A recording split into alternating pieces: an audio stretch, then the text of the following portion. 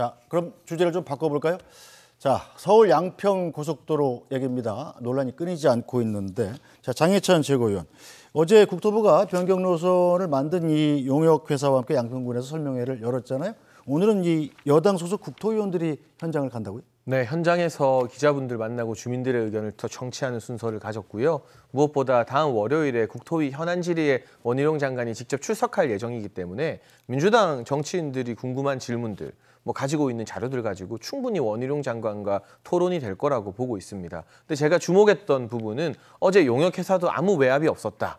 철저히 이제 기술적인 분석만 했다는 것이고, 또 한 가지는 원안인 종점 양서면에 그 청량 1이라는 마을에 이 JC가 생기게 되어 있습니다. 근데 그곳에 이장님께서 나오셔서 주민의 95%가 반대한다. 95%가 반대한다는 건 사실상 다 반대한다는 뜻이잖아요. 왜냐하면 원안대로 그곳에 종점을 만들게 되면 그 청량 1이라는 멀쩡한 마을 하나를 그냥 다 밀어버려야 돼요. 평생 거기에 터잡고 살아오신 이 주민분들께서 갑자기 JC 들어온다고 마을은 밀리고 일정 부분 보상은 받겠지만 다른 동네 가서 살아라 하는데, 거기에 대해서 주민 95%가 반대하는 목소리들이 있다라고 직접 말씀해 주셨습니다. 저희 정부가 그 청량 1위 이장님까지 어떻게 외압을 행사하겠습니까? 민주당도 설마 그런 주장은 못 하겠죠. 결국 보신 것처럼 지역 주민들의 반대, 그리고 이 양평군 주민들이 많이 살고 있는 양평읍 일대 주민들의 요청, 이런 것들이 누적되었기 때문에 2017년, 2018년, 그리고 2022년 1월에도 문재인 정부에서 발주를 내면서 대안에 대한 조사를 하라라고 명확하게 기재를 했거든요. 그 기재한 시점은 2022년 1월입니다. 대선 2달 전이고 누가 이길지 모르던 상황이었어요. 그때부터 문재인 정부가 혹시 윤석열 후보가 대통령 되면 김건희 여사 가족에게 특혜 주려고 22년 1월에 조사를 발주하면서 대안을 담으라라고 기재를 해놓겠습니까? 그러니까 이런 팩트를 또 하나하나 말씀을 드리다 보면 이게 얼마나 억지 논란인지 알 수 있고요. 무엇보다 정치라는 게 국민의 목소리에 귀를 기울이는 것인데, 양평군 주민들 중에서 일부가 사는 곳이 다 사라진다, 여기서 떠나서 살 수 없다라고 호소를 하고 있다면 그 부분에 대해서 귀를 기울이는 게 국민의힘이고 민주당이고 다 같이 할 역할 아닌가 싶습니다. 네, 자, 그럼 어제 있었던 종점 대안을 처음 제시했던 설계업체와 국토부의 설명회, 어떤 내용이었는지 잠깐 보고 가겠습니다.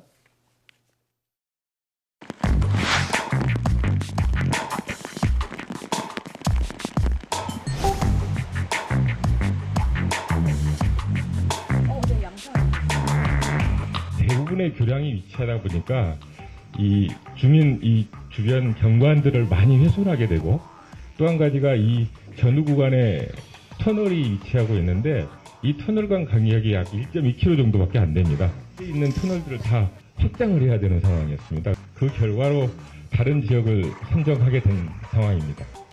2달 만에 이렇게 그리는 게 물리적으로 가능한지 일단 그게 조금 궁금하고, 저희가 이제 그 2달 만에 결정했다, 그 과정이 그냥 지나가는 건 아니고 현장 조사도 몇 차례 하고 예타에 대한 결과물도 보고 그런 과정들을 거쳐서 그런 의견은 없었고요. 저희가 이제 그런 의견을 받을 필요도 없고요. 우리는 이제 기술적으로 검토를 한 겁니다. 저희가 우려스러운 거는 저희가 이걸 숨길 이유는 하나도 없습니다. 다만 이게 공개됨으로 인해서 지금 과정 중에 있는 것들이 또 다른 논란을 계속 제기하고 있기 때문에 그래서 지금 고민하고 있는 부분인데요.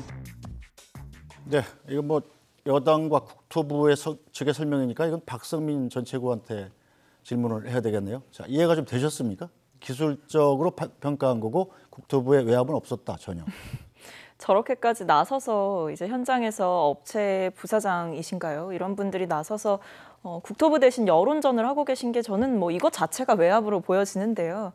사실상 업체가 방패막이가 되는 상황인 것 같습니다. 근데 좀 이해가 안 되는 것이 이 사업이 15년 정도 걸린 사업이에요. 총 모든 시간을 계산해 보면요.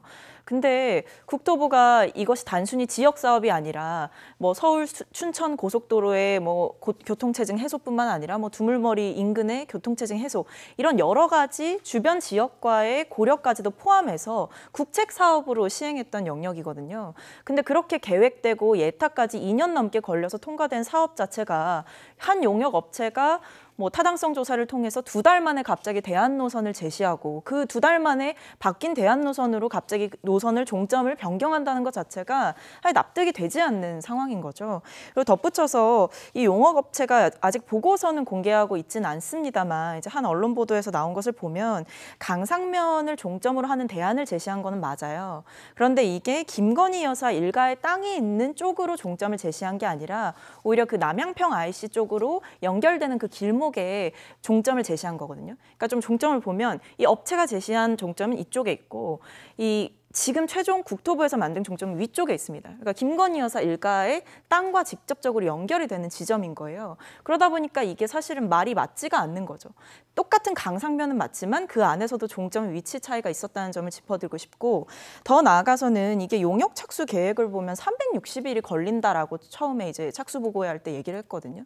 근데 이게 단 2달 만에 확정이 되고 발표가 되는 시점 자체가 너무 급했던 것 아닌가, 이미 답이 정해져 있었던 거 아닌가 이런 의심을 하기에 충분하고 결정적으로는 지금 당정이 계속해서 얘기하는 게 이 변경된 강상면 노선 자체가 경제성이 높다라고 계속해서 주장을 해오셨단 말이에요.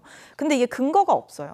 그러니까 경제성 평가가 제대로 이루어지지 않은 시점이었고 그 비용 편의 분석이라고 하는 것 자체가 이 변경된 노선에 대해서는 이루어지지 않았거든요. 오히려 원한 노선에 대해서는 평가를 했지만 변경된 노선에 대해서도 똑같은 기준을 적용해서 세밀하게 평가를 했어야 되는데 그냥 상대적으로 높다라고만 제시가 되어 있어서 지금 사실 객관적인 근거를 찾을 수도 없는 상황이고 마련되어 있지도 않은 상황이라고 보는 것이 제 입장입니다. 네, 자 정호석 논설위원께서는 어떻게 보십니까?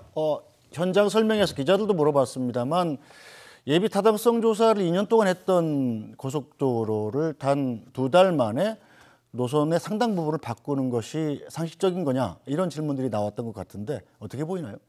아까 화면에서 보신 거로는 이제 그 용역업체 관계자가 한 얘기가 뭐 2달 동안 충분히 현장 조사도 했고 그 다음에 뭐 그 예비 타당성 조사에 대한 결과물에 대해서 이렇게 보고선 기술적으로 검토할 시간으로는 충분했다라고 얘기를 하고 있잖아요.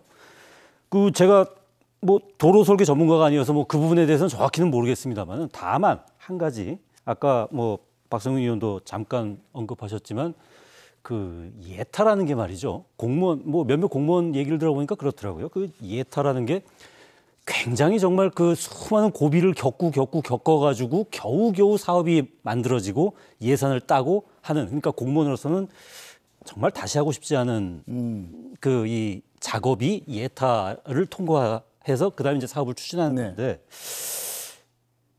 그 예타가 2년 동안 진행돼서 나왔던 원안이 그 2달 만에 이렇게 뒤집혀지는 거에 대해서 공무원들은 어떻게 생각했을까? 즉 이렇게 그 지금 양서면으로 가는 그 고속도로 노선과 강상면으로 가는 고속도로 노선을 보면은 거의 어떻게 보면 좀 새로운 고속도로라고 봐도 될 정도로 굉장히 노선이 많이 바뀌는데 이 정도 바뀌면은 사실상 예비 타당성 조사를 다시 해야 된다라고 얘기하는 공무원들도 꽤 있거든요. 네. 예.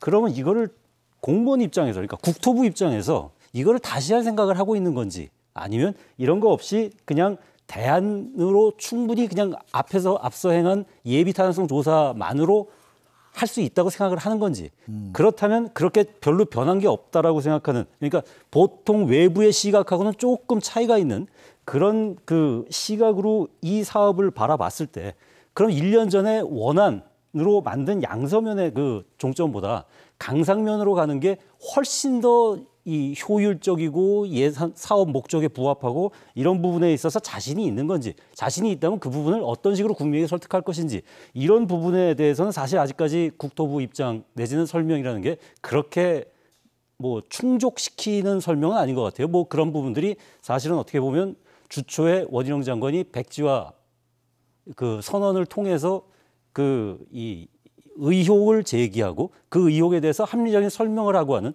이런 프로세스 자체를 갖다가 어떻게 보면 한 방에 이렇게 확하니 없애버린 측면이 있기 때문에 사실은 그 부분에서부터 다시 좀 시작을 했으면 좋겠어요. 이 뭐 백지화 뭐 그다음에 그 이후로는 뭐 거기에 무슨 양평 군수 땅이 어디 있다느니 총리 땅이 어디 있다느니 김건희 여사 땅이 어디 있다느니 이런 식 말고 정말로 양평 국민과 서울의 그 이 고속도로의 그 한 목적성에 맞는 그런 사업인지 아닌지에 대한 좀 냉철한 분석이 있었으면 좋겠습니다. 네, 장혜찬 최고위원께서는 어떻게 보십니까? 일단 의혹의 가장 큰 이 쟁점 가운데 하나가 이제 2년 동안 예타를 했는데 왜 2달 만에 2달 안 되는 사이에 바꿨냐는 것하고 박성민 전 최고위원이 또 제기한 의혹은 원래 용역업체가 만들었던 그 노선보다 달리 또 바뀌어가지고 김건희 여사 땅 쪽으로 또 가깝게 JC가 건설되는 것으로 되어 있다라는 건데. 일단 첫 번째 부분에 대해서는 이것이 2달 만에 나온 안이 아니라요. 이 용역업체들이 수정한 대안으로 제시하는 것은 2017년부터 꾸준히 국토부 내부 계획에도 수립되어 있었던 안입니다. 그러니까 아예 없던 안을 2달 만에 만든 것이 아니라 2017년도 국토교통부가 만들었던 고속도로 5개년 계획에도 이 수정안이 분명히 포함되어 있었고 2018년도에 당시 여주 양평 국회의원이었던 정병국 전 의원의 의정 보고서에도 수정안에 가까운 노선으로 고속도로 하겠다고 담겨 있었고 그때 이제 민자건설을 추진했던 대우건설의 고속도로 추진안도 이 수정안과 가까운 것이었습니다. 그러니까 이게 어느 날 갑자기 2달 만에 완성된 변경안이 아니라 이전부터 예타 통과된 원안과 비교해서 2017년부터 꾸준히 양평군 내에서 제기돼 왔던 수정안이 있었기 때문에 2달이라는 시간이면 원안 대비 수정안의 장점을 분석하기에는 충분하지 않았나라는 점을 말씀드리고 싶은 것이고 뭔가 이 원안이 지역 주민들의 수건이나 이런 것을 해결해 주기에는 부족하기 때문에 2022년도 1월에 용역을 주면서 용역을 설계하면서 대안에 대한 검토가 필요하다는 단서 조항을 문재인 정부의 국토부가 달지 않았습니까? 이게 대안이 필요가 없었다면 2년 동안 공들여서 예타한 거 맞죠. 그런데 그 예타안 자체에 대해서 정부 부처 내부에서 이게 최선이다라는 확실한 자신감이 있었다면 왜 대선하기 2달 전부터 용역 이후에 대안 제시를 담으라고 기재를 했겠습니까? 그 부분을 말씀드리고 싶고요. 두 번째는 종점의 위치가 이 강상면에서 약간 북쪽으로 올라갔다는 것인데 그로 인해서 이 정션이라고 하는 JC 분기점이 김건희 여사 일가의 선산 부근으로 가까워졌습니다. 이게 오히려 더 그 선산과 그 주변 땅값에 마이너스면 마이너스지 플러스가 되지 않을 겁니다. 이를테면 토지 수용이 되어서 보상을 받게 되는 것이라면 선산이나 그 주변의 임야들 국가로부터 보상받을 수 있기 때문에 돈을 받아가는 건데요. 제가 확인한 바로는 수용 면적 전혀 하나도 들어가지 않거든요. 그리고 JC라는 것이 지금 국토부나 전문가들이 설명하는 것처럼 진출입로가 있는 IC가 아니기 때문에 그 주변에 매연 심해지고 고속도로 겹겹이 생기고 하면 이게 별로 지가 상승에 긍정적인 영향을 끼치지 않는다라고 많은 이 공인중개사나 부동산 전문가들이 이야기하고 있는 점을 근거로 보아서 원희룡 장관도 만약 특혜를 줄 거였으면 이 용역안 그대로 하고 김건희 여사 땅 쪽으로는 추후에라도 IC를 하나 빼는 게 특혜를 주는 거지 이 차들 엄청 다니고 진출입로도 없는 JC를 거기다 가깝게 뭐하러 옮기겠느냐. 이게 오히려 특혜를 준 것이 아니다라는 명확한 근거다라고 해명을 하고 있습니다. 네, 자 정화석 논술위원 어쨌든 이 사업이 지금 원희룡 장관이 백지화하겠다 이렇게 선언한 뒤로 양평 주민들만 굉장히 혼란스러운 상황에 빠져 있는데 실제로 근데 국토부에서 백지화 절차를 밟고 있지는 않다고요? 그 국토부에서도 지금 계속 뭐 대안 나온 것도 이게 확정된 안이 아니다라고 얘기하고 있지 않습니까? 진행 중인 안이라는 거죠. 그 안을 검토하는 작업을 그만두겠다라는 게 원희룡 장관의 얘기고요. 이번 정권에서는 그 부분에 대한 검토조차 하지 않겠다라는 게 이제 그 원희룡 장관의 말이었고요.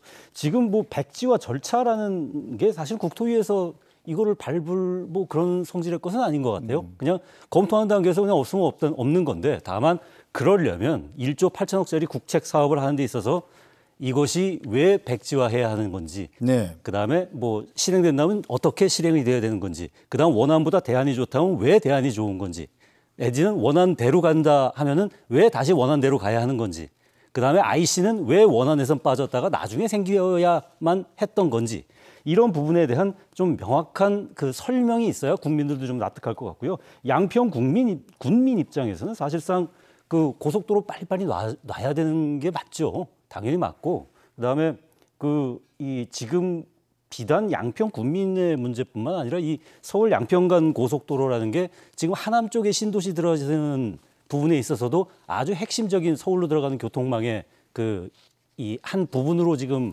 도시계획이 자리 잡고 있다는 거 아닙니까? 그냥 뭐 이 상태에서 뭐 백지화 시킨다든지 그다음에 의혹이 제기 때문에 뭐 그만두겠다든지 이런 식의 성질의 것으로 뭐 국토위에서 이걸 백지화한다든지 이런 성질의 것은 아닌 것 같고요. 다만 원희룡 장관의 입장에서는 이 국민의힘 아주 전통 적극적 지지층들에게 굉장히 팬심을 좀 얻은 것만큼은 틀림없는 것 같습니다. 네, 화원도 뭐 우더기로 오고. 예. 자, 박성민 전 최고위원은 지금 어떻게 생각하십니까? 민주당에선 대통령실과 관련된 일이니까 대통령이 직접 입장을 밝혀라 이렇게 요구를 하고 있는 거죠? 그게 맞죠.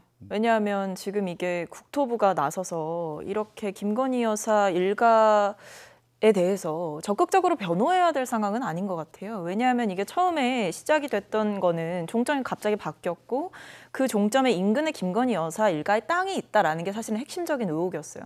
물론 지금은 이제 공방이 격화되면서 이 사업이 도대체 누가 무슨 이유로 이 사업을 이렇게 졸속으로 바꿨냐라는 게 쟁점이 되고 있지만 애초에는 이제 이게 특혜 의혹이었단 말이죠. 영부인과 관련한. 그렇다고 한다면 대통령실에서 명확하게 뭐 하다못해 땅을 뭐 이러이러 해가지고 우리가 샀다 또는 이렇게 상속을 받았다라든지 기본적인 입장 정도는 전 대통령실에서 나왔어야 된다고 보는데 원희룡 장관이 지나치게 지금 여론전을 하고 있다라는 생각이 들고요. 가장 황당한 것은 사실 백지화 선언이었습니다. 그러니까 어떤 장관이 1조 8천억을 쓴 이 국책 사업을 자기 마음대로 대통령실과 교감 없이 한 번에 뒤엎을 수 있는지도 상당히 의문스럽고 그동안 그렇게 뭐 일부 정치권 인사들의 발언이나 아니면 잘못된 결정이나 본인의 뜻에 반하는 행동을 하는 분들에게는 대통령실 발로 진노하는 메시지가 굉장히 많이 나갔었잖아요. 뭐 대통령이 경로했다 또는 뭐 아무 말도 하지 않으면 아무 일도 안 일어날 것이다. 심지어 전당대회 때는 그렇게까지 개입을 해서 정무수석까지 나서서 몇 가지 정치적 사안에 대해서 코멘트까지 적극적으로 하셨으면서 왜 정작 대통령의 배우자인 김건희 여사 일가의 일에 대해서는 이렇게 대통령실이 거리를 두고 침묵하는가 이 부분을 묻지 않을 수가 없습니다. 저는 그냥 사실 어떤 안으로 가든 양평 국민들의 이익을 위해서 되는 쪽으로 갔으면 좋겠어요. 근데 지금 국토부의 신뢰성이 떨어졌고 그렇기 때문에 저희가 국정조사를 주장하고 있는 상황인데 명쾌합니다. 왜냐하면 지금 국토부는 누가 왜 바꿨는지에 대해서 일관성 있게 해명을 하지 못했어요. 처음에 원희룡 장관의 발언은 국민적인 의혹을 사는 행동을 해서는 안 된다라는 발언이 첫 반응이었거든요. 근데 그 이후에는 보면 처음엔 양평 지역의 여론을 수렴했다라고 하시더니 그 이후에는 민주당에서 먼저 요구했다. 마지막에는 시행사가 대안을 내놓았다. 그래서 계속 시점도 바뀌고 주체도 바뀌고 있습니다.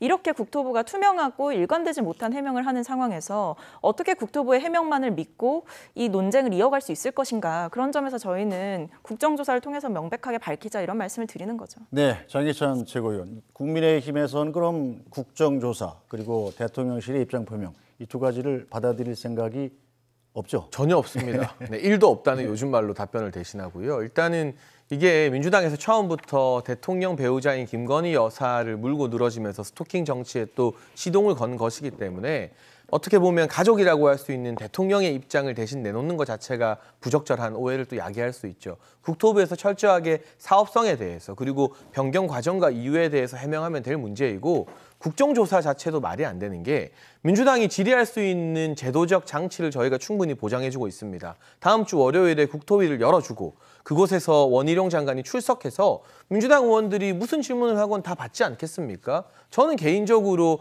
원희룡 장관이 무쌍을 찍을 거라고 봅니다. 호주 이모 3M 운운하는 민주당 의원들의 실력으로 뭐 새로운 사실을 밝혀낼 수 있겠습니까? 있지도 않은 것이니까요. 그리고 국회뿐만이 아니라 여기에 또 슬그머니 숟가락 얹고 있는 김동연 경기도지사에 대해서도 토론하자라고 오늘 국토부가 공개 제안했잖아요. 김동연 지사님 뭐 토론하면 나쁠 거 없잖아요. 김동연 지사가 설마 원희룡 장관보다 정치적 거물이라고 급이 안 맞는다고 생각하시진 않을 테고 그럼 국토위에서 민주당이 질문하고 또 나름 민주당 내에서는 몇 안 되는 경제관료 출신인 김동연 지사가 또 경기도 내부 사업이니까 원희룡 장관과 토론하고 충분히 국민들께 검증하고 토론할 수 있는 기회를 여당과 정부가 보장을 하고 있고요.